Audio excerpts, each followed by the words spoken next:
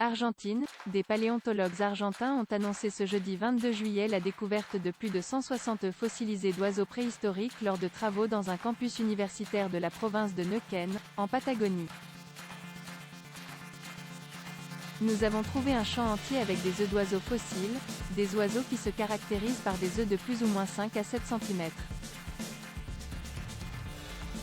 Nous parlons d'un âge de 85 millions d'années, a déclaré à l'AFP la paléontologue Domenica Santos.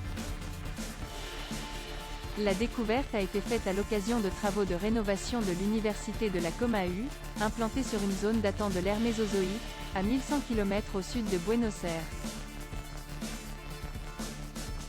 La suite après cette publicité, une équipe de scientifiques de l'université travaille depuis des semaines, parallèlement aux travaux de réaménagement, pour sécuriser d'éventuelles découvertes.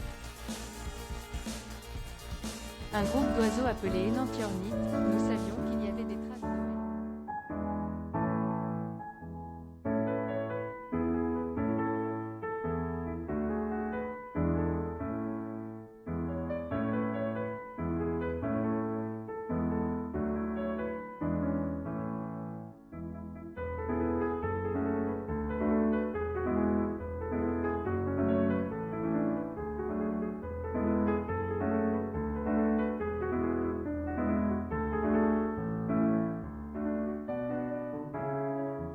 transféré au musée de l'université, a déclaré Dario Julián López, étudiant en géologie.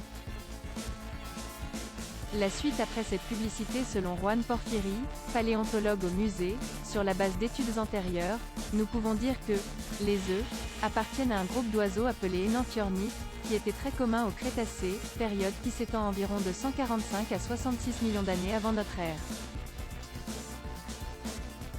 L'Argentine est particulièrement riche en fossiles des trois périodes dominantes, Trias, Jurassique et Crétacé, de l'ère mésozoïque, et des individus différents de ceux de l'hémisphère nord y ont été découverts.